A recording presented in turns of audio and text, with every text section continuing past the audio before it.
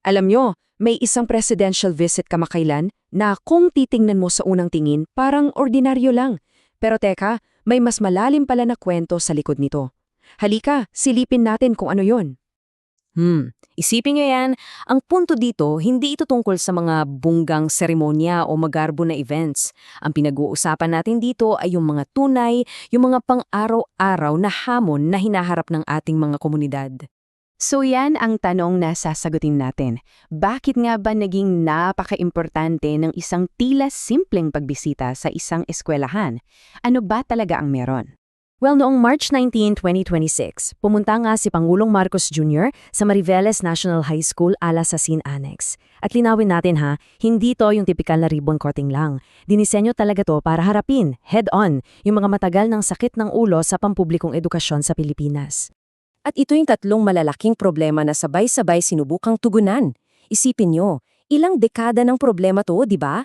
Kulang sa classroom, kulang sa mga gamit para matuto ang mga bata, at syempre, kulang din sa serbisyong pangkalusugan para sa kanila at sa kanilang mga pamilya.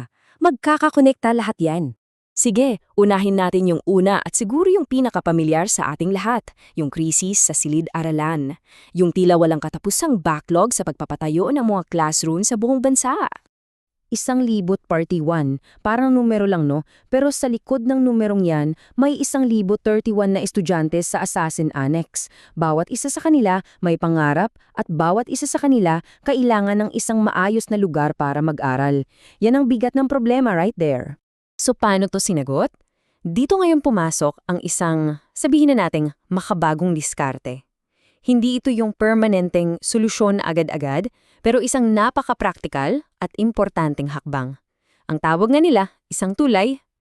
At dito natin makikita kung gaano kalaki ang pinagkaiba. Dati, yung tradisyonal na construction, di ba? Mula sa pundasyon yan, inaabot ng buwan, minsan taon pa nga. Pero itong modular assembly, iba to. Yung mga pyesa, gawa na sa factory. Pagdating sa site, parang Lego, bubuuin na lang. Kaya naman, yung dating buwan, nagiging araw o linggo na lang.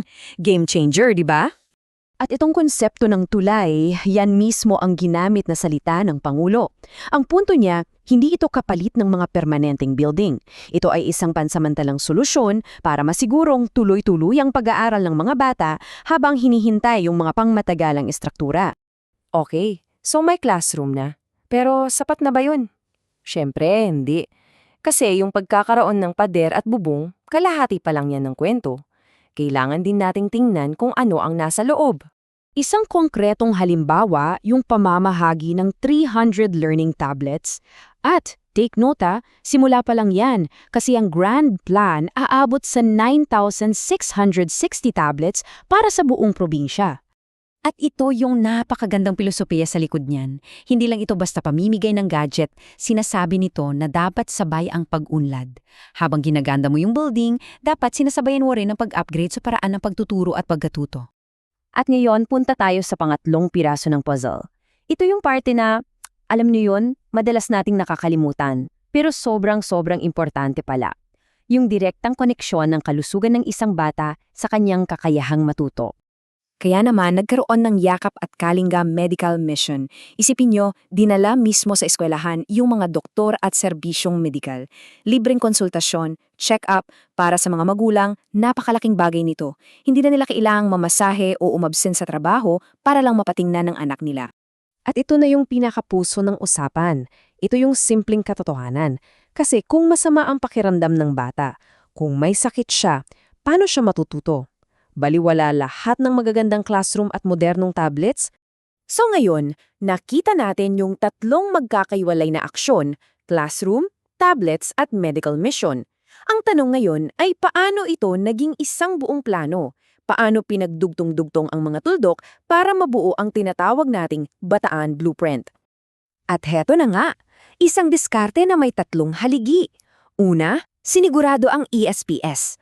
Pangalawa, pinaganda ang pag-aaral. At pangatlo, sinuportahan ang kalusugan. Kita nyo, hindi sila hiwa-hiwalay. Magkakakonekta ang lahat.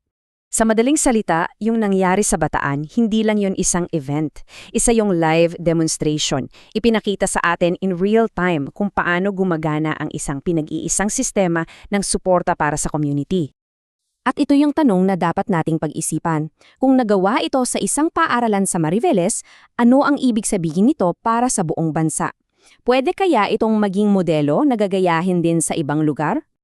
Pero sa dulo ng lahat ng analysis at strategy, babalik at babalik tayo sa kanila. So 1,031 na estudyante na ngayon, mayroon ng maayos na silid-aralan na mapapasukan. Para sa kanila, siguradong hindi ito maliit na bagay.